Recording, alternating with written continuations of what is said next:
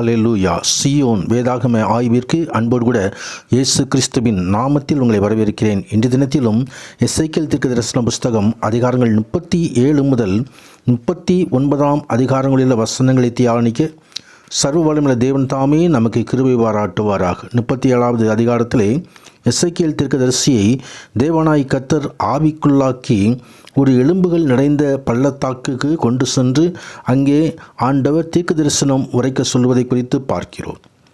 எலும்புகள் நிறைந்த பள்ளத்தாக்கை தரிசனத்தில் பரிசுத்த ஆவியானவரால் எசேக்கியேல் பார்க்கிறார்.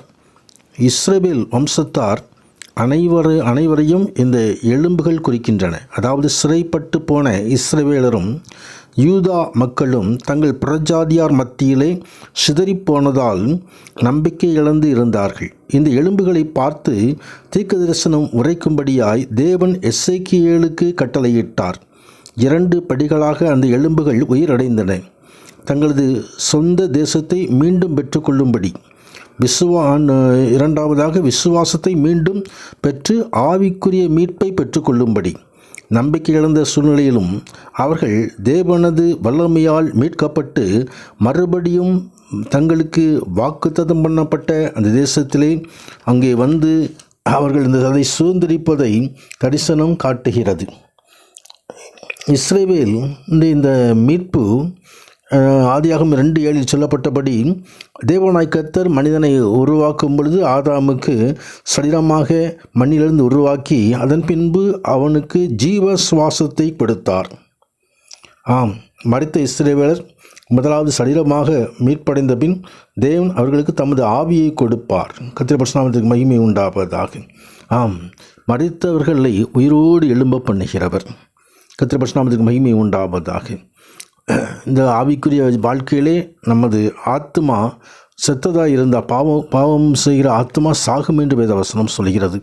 ஆனாலும் ஆண்டவராகிய தேவன் உயிரடைய செய்ய போதுமான தேவனாக இருக்கிறார். கர்த்தருடைய பரிசுத்த நாமத்துக்கு மகிமை உண்டாவதாக.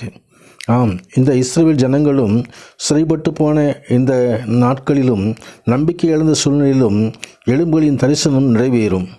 இந்த மீட்பின் அனுபவம் முதலாவது கோரேசி நாட்களிலே நடந்திருந்தாலும் கடைசி காலங்களில் தேவன் இஸ்ரவேலை கூட்டி சேர்க்கும் மிகப்பெரிய ஆவிக்குரிய எழுப்புதலை ஆண்டவர் கட்டளையிடுவார் என்பதை இந்த தீர்க்க தரிசனம் மூலமாக நாம் அறிந்து கொள்ள முடியும். இயேசு கிறிஸ்துவானவர் மறுபடியுமாக வந்து தம் ராஜ்யத்தை ஸ்தாபிப்பதற்கு முன் பல யூதர்கள் அவரை நம்பி அவரே மேசியா என்று ஏற்றுக்கொள்ளுவார்கள். கர்த்தருடைய பரிசுத்த நாமத்துக்கு மகிமை உண்டாவதாக. தொடர்ந்து 37வது அதிகாரத்தில் 16வது வசனம் முதல் சாலமோனின் மரணத்திற்கு பின் தேவனுடைய மக்கள் 2 ராஜாக்களாக பிரிந்திருந்தார்கள். ஒரு ராஜ்யம் யூதா என்றும் மற்றது இஸ்ரவேல் என்றும் அழைக்கப்பட்டது. அந்த 2 ராஜாக்களும் இணைந்து மீண்டுமாய் ஒரே ராஜ்யமாக மாறி அவர்களுக்கு ஒரே ராஜா இருப்பார் என்று சொல்லி வாக்குத்தத்தம் கொடுக்கப்படுகிறது. வரப்போகும் மெஸ்ஸியா தாவீதின் வம்சத்தில் வருவதாலும் தாவீதுக்கு கொடுக்கப்பட்ட உடன்படிக்கையை நிறைவேற்றும்படியாக வருவதாலும் தாவீது என்று இங்கே அழைக்கப்படுகிறார். கர்த்தருடைய பரிசுத்த நாமத்துக்கு மகிமை உண்டாவதாக. கிறிஸ்துவானுடைய அந்த காரியத்தை குறித்து இங்கே இந்த தீர்க்க தரிசனங்கள் உரைக்கப்படுகிறது.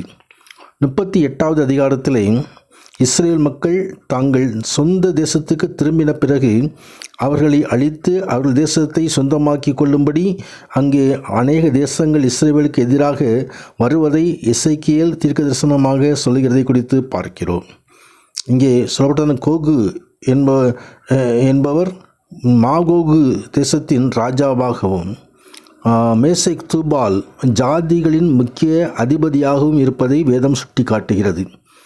மாகோகு, மேசேக், தூபால் ஆகியவை யாப்பேத் என்பவரின் குமாரரின் பெயர்களாக குறிக்கப்பட்டிருக்கிறது. ஆதியாகமும் 10வது அதிகாரம் 12வது வசனத்திலே நாம் காண முடியும். எனவே இங்கு வர்ணிக்கப்பட்ட வருங்காலங்களில் நடக்கப்போகும் யுத்தம் யாப்பேத்தின் சந்ததியாரின் தலைமையிலே நடப்பதாகும். தீமைக்கும் தேவனை எதிர்க்கும் காரியங்களுக்கும் அடையாளமாக கோகு சொல்லப்பட்டிருக்கலாம். இந்த தேசங்களுக்கு இஸ்ரவேல் வடக்கே இருந்து அமைந்திருக்கலாம்.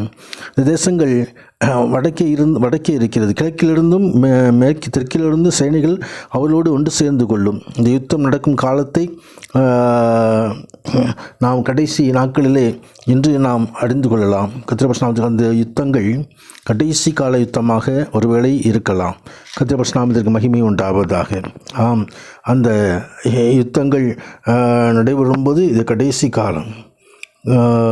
கர்த்தருடைய மகிமை. தொடர்ந்து 39வது அதிகாரத்திலும் கோகுக்கு விரோதமாக வரும் தேவனது நியாய தீர்ப்பை மீண்டுமாய் அந்த அதிகாரம் குறிப்பிடுகிறது. இஸ்ரவேலின் எதிரிகள் முழுவதும் அழிந்து போவதையும், இதோ அவர்களுக்கு விரோதமாக வந்தாலும் தேவனாய் கர்த்தர் இஸ்ரவேலுக்கு ஆதரவாக வந்து அவர் போரிடுவார், ஜெயமெடுப்பார். ஆம், அவர்களுக்கு வந்த எல்லா எதிரிகளையும் அவர் நியாயம் தீர்ப்பார். பொல்லாத தேசங்களின் சேனைகளை அழிப்பதின் மூலம் தேவன் தமது மகிமை வெளிப்படுத்தி அவர் ஒருவரே கர்த்தர் என்று ஒருவரும் அறிந்து கொள்ள செய்வார். கர்த்தருடைய மகிமை உண்டாவதாக. அப்படியாக இங்கே இஸ்ரவேல் வம்சத்தார் தங்கள் அக்கிரம நிமித்தம் சிறைப்பட்டு போனாலும் ஆண்டவராகிய தேவன் அவர்களுக்கு இறங்குகிறார். இதோ அவர்கள் தங்கள் அவமானத்தை பயப்படுத்துவார் இல்லாமல் தங்கள் சுகமாய் தங்கள் தேசத்தில் குடியிருக்கும்போது எனக்கு விரோதமாய் தங்கள் செய்த எல்லா துரோகத்தையும் சுமந்து தீர்த்த பின்பு நான் யாக்கோபின் சிறையிருப்பை திருப்பி இஸ்ரவேல் வம்சத்தாரை அவருக்கு இறங்கி என் பரிசுத்த நாமத்துக்காக வைராக்கியமாக இருப்பேன் என்று ஆண்டவர் சொல்கிறதை குறித்து நாம் பார்க்க முடியும். தொடர்ந்து நான் இஸ்ரவேல் வம்சத்தார் மீது என் ஆவியை ஊற்றினபடியால் என் முகத்தை நீ அவர்களுக்கு மறைக்க மாட்டேன் என்று கர்த்தராகிய ஆண்டவர் சொல்லுகிறதை குறித்து பார்க்க முடியும். இது கடைசி நாட்களில் யுத்தங்களின் செய்தியை கேள்விப்படுவீர்கள். ஆனால் முடிவு உடனே வராது. யுத்தங்கள் அநேக நாட்கள் நடந்து கடைசியிலே இதோ ஒலிவ மலையின் மீது கர்த்தருடைய பாதங்கள் இறங்கும் என்று சொல்லி தீர்க்கதரிசனங்கள் உரைக்கப்பட்டிருக்கிறது. இதோ ஆண்டவராகிய தேவனே அந்த காரியங்களை நமக்கு சொல்லியிருக்கிறார். இதோ யுத்தங்கள், பஞ்சங்கள், பூமி எதிர்ச்சிகள் இவைகளெல்லாம் கர்த்தருடைய வருகைக்கு அடையாளமாக இருக்கின்றன.